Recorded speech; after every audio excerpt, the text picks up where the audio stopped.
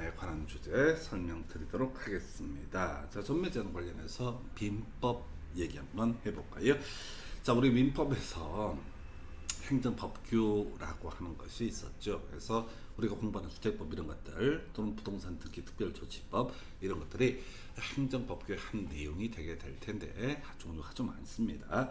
자, 이 전매제한 관련한 얘기를 할 때 우리가 이제 효력 규정이냐 단속 규정이냐가 문제가 되게 됩니다. 그래서 자, 우리가 민법부터 얘기해 볼까요? 민법에 수많은 조항이 있습니다. 그래서 이게 강행 규정이라는 개념이 있고요, 임의 규정이라고 하는 개념이 있게 되죠. 그래서 민법 위반됐습니다. 그런데 이것이 강행 규정이 위반되게 되면요, 이거 무효인 법률 행위로 해석을 하게 됩니다. 자, 한편 임의 규정에 위반되게 되면 자, 당사자 간의 약정을 우선 적용을 할 수 있어서 이것은 유효인 법률 행위가 되게 됩니다. 예를 들어서 뭐 그런 게 있을까요? 뭐가 있을까요?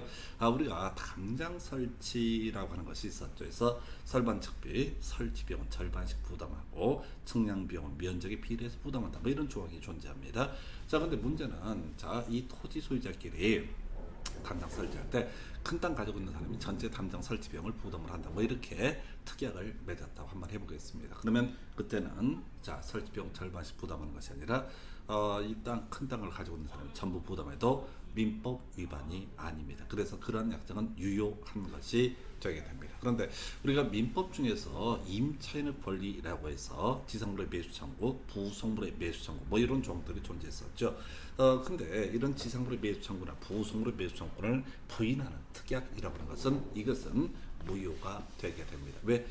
지상물의 매수 청구권, 부속물의 매수 청구는 소위 강행 규정에 해당이 되게 된다. 자, 뭐 이런 게 하나 있겠고, 그 다음에 이제 민법을 제외한 나머지 법규를 행정법규라고 부릅니다. 해서 이 행정법규는 효력규정이라는 개념과 그 다음에 단속규정이라고 하는 개념이 있게 되죠. 그래서 효력규정 위반한 법률행위는요, 무효로 해석을 하게 될 것이고, 단속규정에 위반한 법률행위는 유효한 것으로 해석을 하게 됩니다. 그래서 이런 식으로 가는데, 그러면 이제 효력 규정은 뭐고 단속 규정은 뭐냐라고 했을 때 단속 규정 중에서 두 가지 기억해내야 됩니다. 그래서 허가구역 밖에 토지에 대한 거래 계약과 관련해서 중간 생략 등기라고 하는 거 해서는 안 됩니다.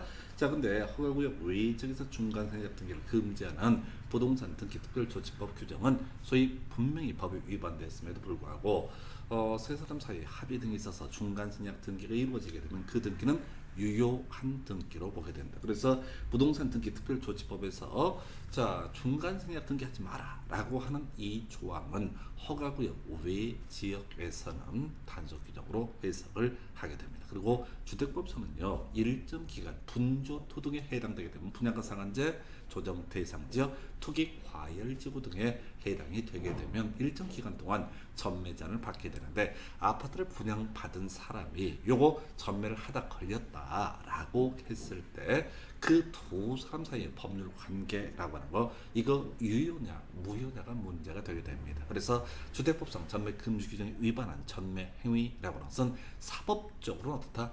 유효한 것이 되게 된다. 이렇게 갈 테고요. 우리 공인중개사법에서 그런 거 있었죠. 법정 중개보수 초과수수 금지 규정. 예. 법정 중개보수를 초과해서 수수하게 되면 이건 이제 법에서 공인중개사법에 따라서 처벌을 받는 것은 별개의 문제로, 그 넘어서는 부분, 법정 중개보수를 초과한 부분은 무효가 되게 된다. 그 바로 효력 규정이 될 테고요. 개업 공인중개사의 금지행위, 개업 공인중개사 등의 금지행위 중에서 직접 거래 금지가 되죠. 중개 의뢰인과 직접 거래하는 거. 그러면 이제 3년 3천 처벌을 받나요? 강력한 처벌을 받는 건 별개의 문제로 두 사람 간의 사인 간의 계약 자체는 유효한 것으로 본다. 그게 우리가 단속 규정이라 부릅니다. 그래서 단속 규정이 세 가지 있어요. 허가구역 외 지역에서의 중간 생략 등기 단속 규정, 주택법상 전매 금지 규정 단속 규정, 그리고 세 번째 이슈가 되게 될 것이 지금 이제 기업 공인중개사와의 중개의뢰인과의 직접 거래 금지 규정도 단속 규정으로 보게 된다. 해서 민법얘기 한번 설명드렸고요. 지금 설명드리게 되는 내용은 전매 제한 관련해서 특히 분양가 상한제라는 주제는 부동산 학개론 파트에서 출제 쟁점으로서 뭐가 된다? 분양가 상한제에 관한 내용을 물어보게 된다. 거기서도 주요 이슈가 되게 됩니다. 자, 근데 우리가 주택법에서의 전매 제한이라고 하는 이 주제는 덩어리가 엄청 커요. 근데 문제 구성은 약 한 문제고요. 외국은 아주 많은 것이 바로 전매 제한 파트가 됩니다. 그래서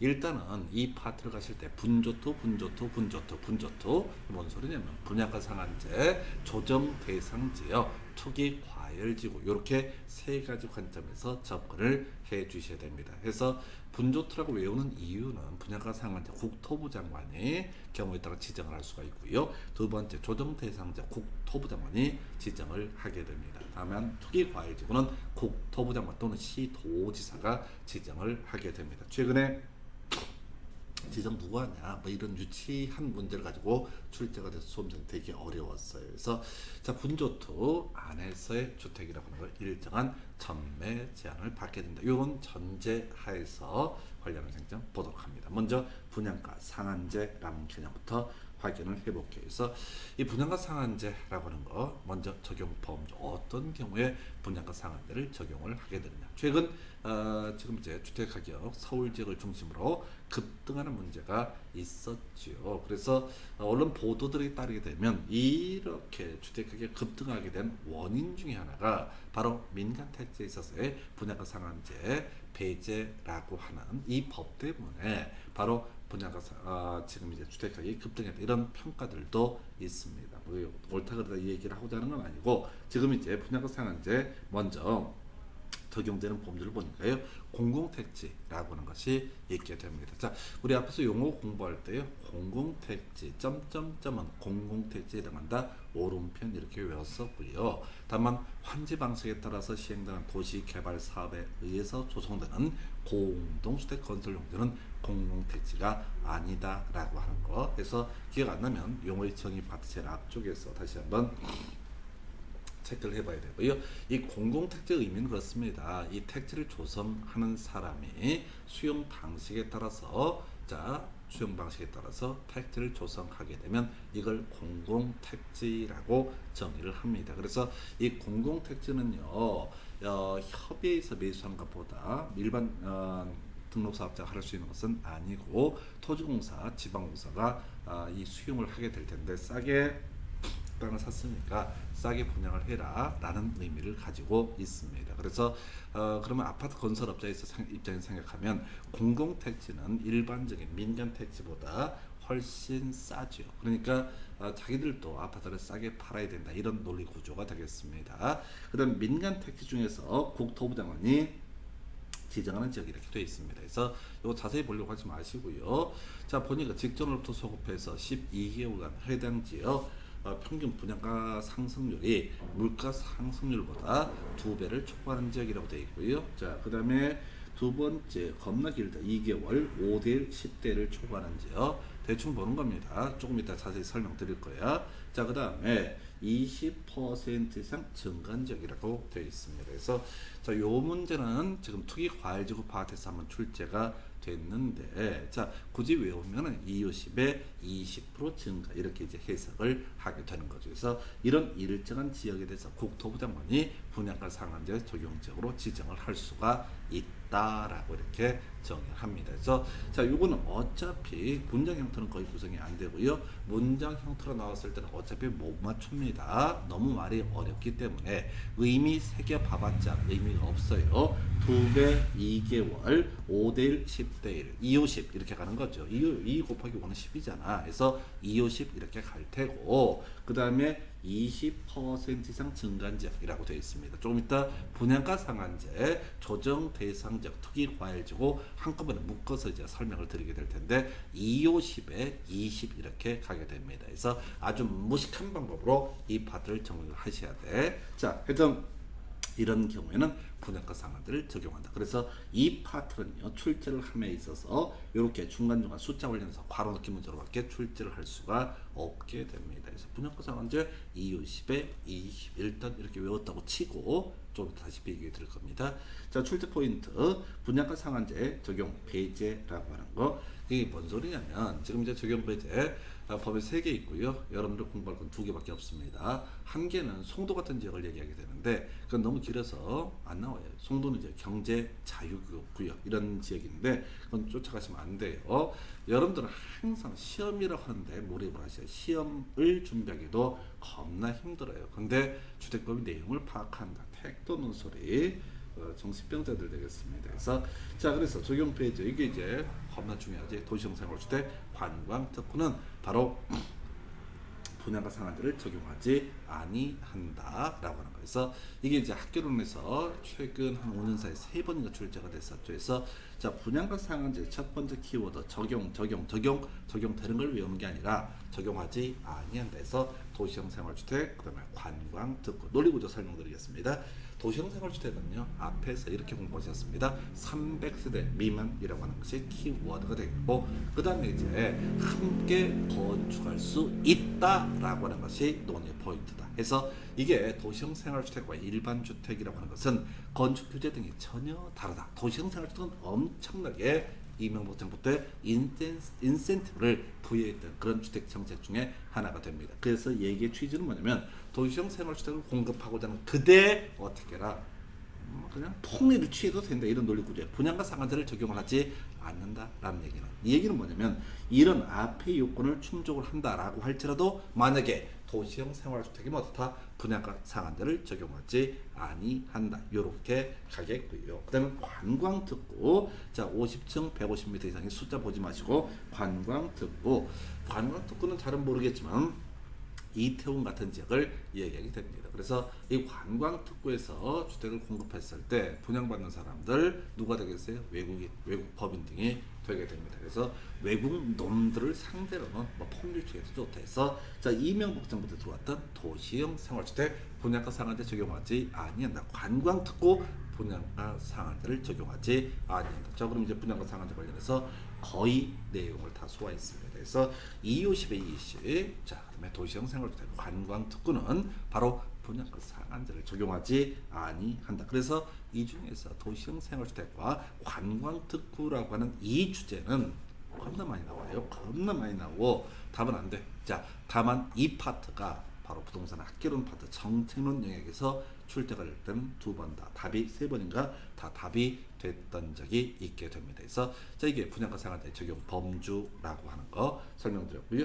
그 외에 자 분양가 공시에서 요거는 이제 좀 오래전 문제 패턴입니다.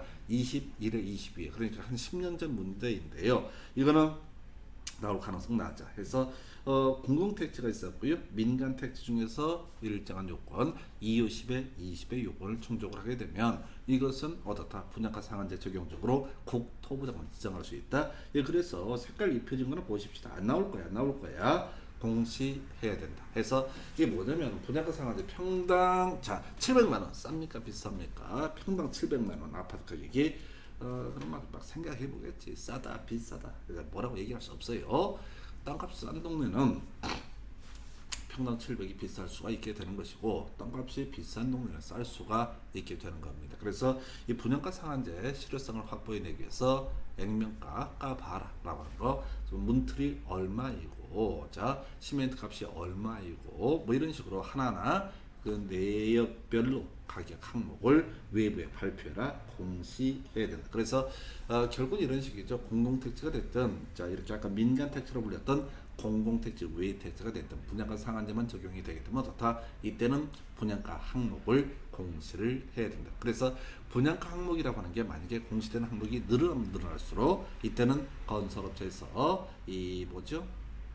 큰 이익을 남기기 어렵게 됩니다. 그래서 지금 분양가 상한제라는 제도가 우리 법 체계 안에 들어오고 나서 시민단체들하고 건설사하고 맨날 싸우고 지지고 볶는 이것 중에 하나가 이 분양가 항목을 공시를 하는 거 좋아. 법에 써 있으니까. 근데 몇 개까지 얼마나 디테일하게 공시를 할 것이냐가 출제이자 사회적 다툼의 요지가 됩니다. 근데 우리는 뭐 시민운동을 하는 것도 아니고 건설사 직원도 아니고 그저 어떻다 분양가 항목을 공시해야 된다 해서 끝났어요. 그래서 이 분양가 상한제 다시 갑시다. 250에 20이라고 하는 거 도시형 생활주택 관광특구 적용하지 않는다. 그 다음에 만약에 분양가 상한제 적용주택이라고 했을 때 그 분양가 항목이라는 것을 외부에 공시를 해야 된다. 이렇게 정리합니다. 나중에 전매자 묶어서 볼 거예요. 그래서 이렇게 분양가 상한제 적용을 받았다는 얘기는 소비자 입장에서는 주택을 좀 싸게 산 거잖아요. 그러니까 얻었다. 요거 일정 기간 동안 팔아먹을 수 없다. 투기의 대상이 돼서는 안 된다. 이렇게 해석을 하게 됩니다. 자, 그다음에 이제 분족족 조정 대상 지역이라고 하는 거. 서울 전역이 지금 조정 대상 지역이죠. 그래서 사실은 분양가 상한제 조정 대상 지역 투기 과열지고 공통적으로 일정 기간 동안 주택의 전매 제한을 받게 된다. 이게 공통적인 이슈가 되게 되는데 사실은 이 조정 대상 지역으로 묶이면 투기 과열지구보다 더 규제가 셉니다. 그래서 이 조정 대상 지역은 우리 시험과는 별 관련이 없어요. 실무에 있어서는 양도세 중과의 문제가 발생할 여지가 있습니다. 그래서 우리가 세법 공부할 때요, 1세대 1주택 9억 이하라고 전제가 됐을 때 그 주택의 양도에 따른 양도소득세 비과세 혜택을 받게 될 텐데 조정 대상 지역에서는 2년 보유, 2년 거주 요건을 충족을 해야지. 특히 2년 거주 요건을 충족을 해야지 바로 이게 비과세 혜택을 받을 수가 있게 됩니다. 근데 이건 시험 범주는 벗어나고요. 미리 땡겨서 말씀드리면 투기 과열지구와 조정 대상지역은 거의 동일한 논리 구조다. 자, 다만 아까 분조토 순서에 따르니까 조정 대상지역은 누가 지정한다? 국토교통부 장관. 투기 과열지구는 누가 지정한다? 국토부 장관 또는 시도지사가 지정을 하게 된다. 자, 조정 대상지역 마지막에 나왔던 주제가 바로 자 시군구청장은 국토부 장관에게 해제를 요청할 수 있다라는 명제를 답으로 뽑았어요. 겁나 유치했어. 자, 출제자의 의도라고 하는 것은 뭐냐라고 했을 때 이 조정 대상 지역 자체를 국토부 장관이 지정을 하기 때문에 자 국토부 장관이 지정하니까 해제 풀어주는 것도 국토부 장관이 해제권자가 되게 된다라는 논리 구조가 되겠습니다. 그래서 일단은 지정 기준 한번 볼까요? 자, 뭔지 모르겠고 250이라고 하는 것은 나와 있죠. 250. 자, 그리고 나서 30% 이상 증가라고 되어 있습니다. 조금 이따 다시 공부할 텐데 앞에 뭐 1.3배를 초과한적으로서 여기까지 내버리면 그럼 버리고 가는 거야. 250에 30. 아까 우리 분양가 상한제 할 때는 뭐였어요? 250에 20. 그래서 여기서는 250에 30% 증가라고 하는 거. 이게 바로 조정 대상 지역의 지정 기준이 됩니다. 자, 이런 일정한 요건을 충족을 하게 되면 국토교통부 장관이 그 지역을 조정 대상 지역으로 묶을 수 있고요. 조정 대상 지역이 되게 되면은 전매전 받고요. 자, 그 기간을 외우지 않습니다. 전매전 얼마냐 이런 것들은 시험에 안 나오고 또 시험에 나왔다 한들 그건 죽으라고 내는 문제니까 의미가 없어요. 자, 그래서 지금 지정 해제 누가 한다고요? 국토교통부 장관이 지정을 하게 된다 해서 국토부 장관 이 조정 대상 지역을 지정할 때 시도지사의 의견을 들어야 한다. 포인트는 국토부 장관이 지정을 한다라는 얘기. 해제 누가 하겠어요? 국토교통부 장관이 해제를 하게 된다라고 하는 거에서 자, 국토부 장관은 조정 대상 지역을 유지할 필요가 없다고 판단되는 경우 그 지정을 해제하여야 한다. 뭐 이런 식으로 되어 있습니다. 해서 지금 이제 분조투 전체 그림을 잡아내야 돼. 자, 분조투라고 하는 것이 하나의 이슈가 될 테고 아까 분양가 상한제 250, 20 앞에 공부하니까 20% 이상 증가. 그 다음에 조정 대상적은 분양가 상한제 뒤에 공부하잖아. 30% 이상 증가. 이렇게 해석을 하게 됩니다. 그래서 자, 뭐 별 내용 없고요. 그 다음에 투기 과열지구라는 주제. 자, 지정 기준이라고 하는 거. 앞에서 분양가 상한제 250에 20% 이상 증가, 조정 대상 지역 250에 30% 이상 증가. 예, 그리고 나서 투기 과열지구 250에 30% 이상 감소라고 되어 있습니다. 의미 새기지 마시라고. 자, 이게 27회 때 출제가 됐어요. 다시 갑시다. 250은 다 공통적인 이슈가 되는 거야. 근데 분조투 순서에 따라서 분양가 상한제 20% 이상 증가, 조정 대상 지역 30% 이상 증가, 투기 과열지구 30% 이상 감소라고 하는 거. 2, 3, 3 가는데 자, 앞에 두 가지는 증가였었고 그 다음에 투기 과열지구는 감소라고 하는 거. 자, 250에 233 이렇게 외우면 좋겠다. 그래서 250에 233 우리가 외우는 순서는 뭐라고요? 분조투라고 해서 분양가 상한제 조정 대상지역 투기 과열지구. 그래서 분양가 상한제 20% 이상 증가, 조정 대상지역 30% 이상 증가, 투기 과열지구 30% 이상 감소라고 하는 거 요렇게 외우면은 이 복잡한 내용을 여러분은 시험 문제 과정에서 풀어내실 수가 있습니다. 이 망할 투기 과열지구 지정 기준이 계속 지문에 이슈가 돼요. 그래서 일단 이 경우가 5대1, 10대1은 분양가 상한제든 투기 과열지구든 조정 대상지구는 공통적인 요소야. 그리고 233이라고 하는 거 이렇게 가게 됩니다. 자, 그리고 이제 지정권자가 좀 달라지는 거죠. 그래서 국토부장관이 지정을 할 수 있고요. 시도지사도 지정을 할 수가 있게 됩니다. 그래서 분조투라고 외우는 이유가 앞에서 분양가 상한제 조정 대상지역은 국토부장관이 지정하고요. 그 다음에 투기 과열지구라고 하는 것은 국토부장관 또는 시도지사가 지정 해제 등을 하게 된다라고 할까. 자, 그 다음에 투기 과열지구만 있는 독특한 제도 있죠. 국토부 장관 1년마다 재검토라고 하는 거. 골 때리는 질문 나와 있어요. 자, 우리 재검토에게는 그런 게 있습니다. 도시군 기본계획, 국토계획법서 공부하셨습니다. 도시군 관리계획, 국토계획법서 공부하셨습니다. 몇 년마다 5년마다 재검토해야 됩니다. 정비법에서는요, 정비기본계획 바로 5년마다 재검토를 해야 됩니다. 그래서 재검토는 다 5년마다인데 투기 과열지구만 1년마다 재검토. 그다음에 이제 공부 좀 하신 분들의 입장에서 이 거슬리지. 아까 이제 국토부 장관하고요 또는 시도지사가 투기 과열지구를 지정할 수 있다라고 이렇게 돼 있었어요. 그럼 이제 재검토도 법 논리로만 따지게 되면 국토부 장관 또는 시도지사 1년마다 재검토해야 된다. 요렇게 논리를 잡아줘야지 체계가 맞습니다. 자, 근데 이제 이건 이렇게 가셔야 돼요. 투기 과열지구 지정하면 어떤 법적 효과가 있느냐. 자, 그 동네에서 새롭게 주택을 기존주택 매입하는 분 말고요. 신규로 주택 건설 공급되는 주택을 매수하신 분은 일정 기간 동안 전매 제한을 받게 된다. 자, 근데 이제 이 투기 과열지구를 누가 지정할 수 있다? 국토부 장관이 지정할 수 있고요. 시도지사가 지정할 수 있다. 그런데 이렇게 법이 만들어지고 나서요. 대한민국의 어떤 시도지사도 투기 과열지구 지정을 하지 않게 됩니다. 왜? 지정하면 욕 뒤지게 먹거든. 그래서 주택법 자체는 국토부 장관 또는 시도지사 투기 과열지구를 지정할 수 있다고 되어 있지만 현실에 있어서는 국토부 장관만 투기 과열지구를 지정을 해왔습니다. 수십 년 동안. 그러다 보니까 나중에 추가로 만든 조항이 재검토 조항이 될 텐데 추가로 만드는 것이 재검토 조항입니다. 국회에서 보니까 어차피 국토부 장관이 지정한단 말이야. 그 재검토는 누가 한다? 국토부 장관이 재검토를 하게 된다. 이렇게 가는 거야. 그래서 시도지사가 재검토를 해라 마라 이런 얘기를 하고자 하는 것이 아니라 현실적으로 시도지사는 지정권자이긴 하지만 한 번도 지정을 안 했기 때문에 굳이 나중에 현실하고 법하고 안 맞으니까 국토부장은 1년마다 재검토 별 의미도 없어요.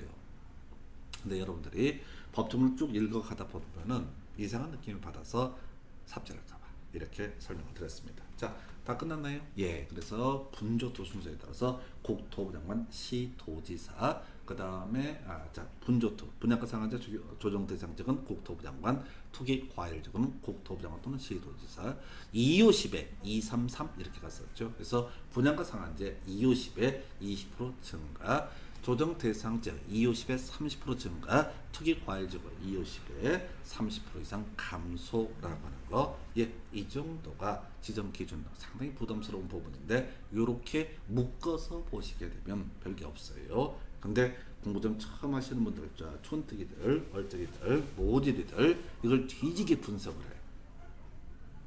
제가 공법 강의만 20년이 넘었습니다. 나는 이게 무슨 말인지 이해가 안 돼. 그러면 공부를 처음 하시거나 이래도 1년 재수했다고 목이 힘줄 것도 없어요. 못 외워. 시험에 나오니까. 바로 넣기도 나오니까 250에 233 이렇게 설명을 드렸습니다. 하여튼 지정 등에 관한 거 이렇게 묶어서 하나 설명을 드렸고요. 자, 그럼 지정 기준 등에 관해서 비교를 해보도록 하겠습니다. 분양가 상한제 250에 20 2배, 2개월, 5대1, 10대1, 20% 이상 증가. 250에 20. 조정 대상자 250에 30이었었죠. 2개월 동안 5대1, 10대1, 30% 이상 증가한다. 그럼 남아있는 게 투기 과열지. 얘는 250에 30 감소했었죠. 2개월간 5대1, 10대1, 그 다음에 30% 이상 감소한 것. 이렇게 세 개를 묶어서 가면 아무것도 아니에요. 할 수도 있고 여러분 충분히 소화할 수 있습니다. 이거를 뭐 직전으로 도서급에서 3개월 만에 주택 매매권 이렇게 읽어버리면 작살나는 거야. 더 만든 놈들도 이게 무슨 말인지 모를 거야. 담당 공무원들, 중앙부처에 있는 공무원들도 이거 못 외운다고. 그래서 250에 233 앞에 2배, 5대1, 10대1, 20% 이상 증가, 30% 이상 증가, 30% 이상 감소라고 하는 거. 27회 때 투기과열지구 지정 기준 직접 답이 됐었고, 그 후로도 끊임없이 지문 속에서 막 나옵니다. 투기과열지구 지정할 수 있다. 그러면 앞에 250에 30% 이상 감소 이렇게 가셔야 돼. 나머지를 욕심부리지 마실까. 자, 이게 지정에 관한 것이 하나의 축이 될 테고요. 자, 남아있는 주제 이런 게 있습니다. 바로 전매 제한. 분조토에 걸리게 되면요, 아파트를 매입하신 그분은 일정 기간 동안 전매할 수 없습니다. 여기서 쓸데없는 짓거리가 전매 제한 기간 외우는 거예요. 그거는 여러분이 다 외울 수도 없고, 외워봐봤자 시험에 나오지도 않고, 또 외우고 나서 분명히 법이 바뀔 거야. 1년에 두세 번씩 바뀌는 파트야. 그런 것들은 기술적인 부분이라서 출제 쟁점이 안 돼요. 출제니 미쳐가지고 그걸 출제한다. 그럼 버리면 되는 거야. 자, 전매 의미. 전매가 뭐예요? 일체 권리 변동. 다 잊지 말고 상속 제외. 그럼 여기다가 자, 매매 증여나 상속 등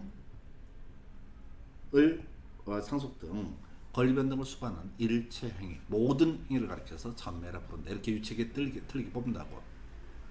전매가 권리가 변동된 걸 얘기하는 거야. 근데 우리 민법 187조 법률 규정에 따른 부동산 물건 변동, 피상속인이 사망에 이르게 되면 등기를 하지 않더라도 상속인 몫의 재산권이 되는 거죠.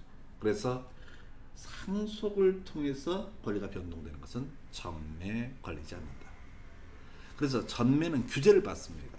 전매하면 처벌합니다. 근데 만약에 상속을 전매 범주로 포함을 시켜버리게 되면 돌아가신 분을 처벌을 해야 되는 문제, 또는 상속인을 처벌해야 되는 문제가 발생합니다. 그래서 전매 범주에 상속이라는 것은 포함되지 않는다. 나와도 답이 안 돼요. 자, 한 번 나왔어요. 10년 사이에. 나오면 대박 답이 되는 거. 자, 길어요. 색깔? 부기 등기를 하여야 한다라고 하는 거. 부기 등기를 해야 된다. 자, 분양가 상한제, 조정 대상자, 투기 과열 중에서 신규로 건설 공급되는 주택을 지금 분양 받으신 분이 있습니다. 이분은 일정 기간 동안 전매가 제한됩니다. 그리고 이 사람하고 전매 금지 기간 중에 이게 이 사람이 갑이고 을이 매수를 했다라고 했을 때 갑도 을도 기본적으로 처벌받습니다. 근데 이 두 사람 사이 계약 자체 사업상 효과라는 것은 유효한 것이다. 아까 앞에 설명드릴 때 주택법상 전매 금지 규정에 위반한 전매 행위, 이것은 단속 규정에 불과하다. 그래서 교도소를 보내는 건 별개의 문제로 갑이라는 사람이 을에게 소유권 이전기를 해줬다는 을은 소유권을 취득합니다. 근데 을은 처벌을 받습니다. 행정 형벌을 받습니다. 교도소 갈 수 있다는 얘기예요. 그럼 한번 을의 입장에 생각을 해볼게요. 아, 이게 분양가 상한제인지 조정 대상 지역에서 신규로 건설 공급되는 주택이었는지, 특히 과열지구에서 신규로 건설 공급되는 주택이었는지 알 수가 없잖아. 그럼 자기는 샀어, 돈 주고. 근데 갑자기 행정형벌 처벌을 하는데 말이 안 되잖아. 그래서 이 사람을 위해서 미리 경고를 합니다. 사업 주체가 이 갑이라는 사람에게 자 분양가 상한제 제공주택을 공급하는 경우 그 주택의 소유권을 제3자에게 이전할 수 없음을 주택의 소유권 보존기와 동시에 부기 등기를 해야 된다라고 되어 있습니다. 미리 갑이 분양받은 주택이다. 경고문을 붙이는 거예요. 이 주택은 뭐년 뭐월 뭐일부터 몇 년간 전매제한을 받는다. 사면 죽여버린다. 이런 식으로 경고문을 붙이는 거. 이걸 부기 등기를 해야 된다. 문양 잊지 마시고요. 조정대상적 투기과일제도 구조가 똑같습니다. 우리 시험에 나왔던 건 분양가 상한제가 나왔을 뿐이야. 그래서 분양가 상한제를 적용받는 주택을 공급받았다. 그러면 이제 처음에 주택이 완성되면 소유권 보존 등기 하겠죠. 분양받은 사람도 소유권 이전 해주겠죠. 근데 거기에 소유권 보존 등기를 할 때 이 주택은 제3자에게 이전할 수 없다 라고 하는 뜻을 등기를 해줘야 됩니다. 그래서 부기 등기를 해야 된다. 문장 잊지 마시고요. 이 앞으로 이 전매 금지 기간 동안 이 주택을 매수할 사람을 위해서 경고문을 붙이는 거. 이걸 부기 등기라고 부릅니다. 그래서 이 아이는요. 나오면 항상 옳은 표현이야. 부기 등기를 하지 말아야 된다. 또는 유치하게 주등기를 해야 된다. 이렇게 하지는 않을 거라는 얘기죠. 그래서 옳은 것을 고르셔야 할 때 부기 등기를 하여야 한다. 이게 이제 왜 중요한 의미를 갖냐면 부기 등기의 의미를 이해하시게 된다는 얘기는 전매 금지가 됨에도 불구하고 이걸 매수한 사람에 대해서 행정 형벌이라는 게 들어가는데 그 사람이 아무것도 모르는 상태에서 처벌을 받으면 안 됐잖아. 그래서 그 사람에게 살 수 없다. 일정 기간 동안 이라고 하는 경고해 주는 의미 부기 등기는 의미가 됩니다. 그 다음 주제. 지금 분양가 상한제, 조정대상적 투기과일제고 전매 제한받는다 분명히 얘기했습니다. 절대 권리 변동이 안 되는 거냐. 즉 전매가 불가능한 거냐. 가능한 경우도 있습니다. 예, 전매 가능 사유 겁나 많네요. 이건 23회 시험, 22회 시험 이때까지 엄청 많이 나왔던 파트입니다. 근데 요즘에는 나와도 답이 안 됩니다. 왜? 이 문제를 내게 되면은 약간 출제 오류 시비가 붙어요. 어찌됐든 벌써 7, 8년 전에 유행했던 문제. 기본 개념 간단하게 설명드리겠습니다. 분조투. 분양가 상한제 투기과일제고 조정대상지의 주택을 분양받으신 분이 있습니다. 이분은 일정 기간 동안 제3자에게 이 권리 변동 전매할 수 없습니다. 그러나 불가피한 사유가 있다 라고 전제하면 이때는 전매가 가능한 사례가 있을 수 있습니다. 지금 설명드리긴 할 텐데 별 의미는 없어요. 지금에 와서는 세대원이 근무, 생업상의 사정, 세대원이 질병치료, 세대원이 취약, 세대원이 결혼으로 인해서 그 세대원 전원이 수도권을 제외한 다른 시군 등으로 이전하는 경우. 그러니까 어떤 경우냐면 수도권, 서울, 경기, 인천에 분양가 상한제, 조정대상적 투기과일제고 전매 제한받아 주택을 가지고 있습니다. 그럼 이 사람은 일정 기간 동안 전매 제한을 받습니다. 근데 수도권 외 지역으로 이사를 갑니다. 세대원의 근무 때문에 아빠가 전근을 간 거야. 부산으로. 뭐 생업상의 사정.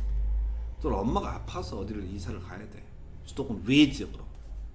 애가 뭐 카이스트 뭐 이런 데 붙었어. 취업. 그래서 전 가족이 이사를 가. 또 애가 결혼해서 어떻게 보면 전 가족이 이사가 뭐 이런 경우가 있게 되면 기존에 가지고 있는 분조투 등에 대해서 전매 금지 기간이 할지라도 전매할 수 있다. 이사 가는 거죠. 세대원 전원입니다. 요즘에는 안 되는데 하여튼 저는 일부 이렇게 상관없죠. 해외 이주, 해외 2년 이상의 기간 동안 체류하고자 하는 경우 다른 나라로 이사 가는 거예요. 상속에 의해서 취득한 주택으로 세대원 전원이 이전하는 경우. 이건 뭔 소리냐면 자 어떤 분조투에 해당하는 주택을 가지고 있는 분이 있습니다. 근데 이 사람은 부산 사람이에요. 부산에 살고 있어. 그러면 일정 기간 동안 전매 제한을 받거든요. 그런데 서울에 살고 있는 할아버지가 돌아가셨습니다. 그리고 이 부산에 살고 있는 아저씨가 상속을 받게 됩니다. 그럼 그 집으로 이사 가는 경우 세대원 전원 이사 간다. 그러면 분조투에 걸렸다 할지라도 요거 팔고 갈 수가 있다. 이 이사가 세 개야. 다른 도시로 이사, 다른 나라로 이사, 다른 세상으로 가신 주택으로 이사 간다. 상속받은 주택이라는 의미가 그런 얘기. 다른 세상으로 가시면 주택으로 이사 간다. 물론 세대원 전원이 항상 포인트죠. 요즘엔 잘 내지 않습니다. 이사 때문에 기존에 있는 분조투 등의 전매 제한되는 주택을 파는 거. 이것은 문제가 되지 않는다. 이혼으로 인해서 입주로 선정된 지위 또는 주택을 그 배우자에게 이전하는 경우. 자, 이분이 부산에서 강남과 을려가 부부였어. 갑 소유의 명의로 분조투를 매수를 했습니다. 그럼 갑은 일정 기간 동안 상속을 제한 일정 기간 동안 상속을 제한 권리 변동이라는 게 원칙적으로 허용되지 않습니다. 근데 이 두 분이 이혼하면서 갑이 뭐 손해배상조로 을 명의로 이 아파트 소유권 이전기를 해주게 됩니다. 그러면 이런 것은 어떻다? 투기 목적이 아니다. 설마 투기하려고 이혼하겠어? 합니다. 사실은. 어쨌든 이런 거 있겠고. 자, 입주로 선정된 지위 또는 주택의 일부를 배우자에게 증여한 경우. 요 이제 어떤 얘기냐면 강남 이름으로 예를 들어서 아파트를 분양을 받았어. 근데 배우자한테 우리 증여세법 보면 6억까지 증여하는 것은 뭐야? 증여세 비과세 대상이 될 테고, 그 다음에 이제 하나의 주택을 부부가 공유하면 세금이 좀 작습니다. 상대적으로. 그래서 이렇게 이것도 이명박 정부 때 만들어진 정책인데 이혼 좀 그만하시라. 배우자의 일부 증여는 6억 이하면 증여세도 비과세가 되고 재산세 등을 줄일 수가 있다. 이렇게 해서 갑의 권리 일부를 배우자에게 증여한다. 이렇게 되면 이것은 분명히 권리 변동임에도 불구하고 전매자를 받지 않는다. 주택의 소유자가 국가지자체 금융기관에 대한 채무를 이행하지 못해서 경매, 공매가 시행되는 경우, 내가 분양가 상한제를 가지고 있습니다. 국가한테 세금을 내지 못했습니다. 지자한테 세금을 내지 못했습니다. 그럼 국가는 지자체에서 압류하고 압류 등기를 실행해서 공매를 불태울 수가 있어요. 또는 내가 주택담보대출을 받았습니다. 공매은행한테. 근데 돈을 갚지 못했어. 그래서 공매은행에서 경매를 붙여가지고 제3자가 낙찰을 받아. 이것도 일정한 권리 변동인데 이런 경우는 어떻다? 어쩔 수 없는 거잖아요. 그래서 이사 가거나 이혼을 하거나 배우자의 일부 증여하거나 또는 경공매가 시행돼서 권리 변동에 따르면 이것은 어떻다? 전매전을 받지 않는다. 만약에 제가 23회, 24회, 25회 요때만 해도 이걸 겁나 외우라고 해요. 세대원 전부 일부 이렇게 유치찬란하게. 근데 요즘 문제 트렌드는 전매. 간호사에 걸렸다고 쳤을 때요, 토지공사 또는 사업주체 동의 얻어야 전매할 수 있다. 그러니까 이게 중요한 게 이제는 아니야. 요걸로 문제의 이슈는 이건 불가피한 사유가 있는지 없는지 자기가 주장한다고 그걸 다 누가 판단할 거냐 이거지. 토지공사나 이걸 분양했던 사업주체가 판단을 합니다. 그래서 동의 얻어야 전매할 수 있다. 자, 지금 본인이 여기서 포인트가 뭐라고 해요? 동의 있어야만 뭘 할 수 있다? 전매할 수 있다. 이런 적법한 사유가 아니면 동의를 안 해준단 말이야. 그래서 동의 얻어야지 전매를 할 수가 있다. 이렇게 갑니다. 전매의 의미, 상속을 전 일체 권리 변동. 전매 제한을 실효성을 담보인에게 위해서 소유권 보호전 등기를 할 때 제3자에게 소유권 이전할 수 없음을 부기 등기를 해야 된다.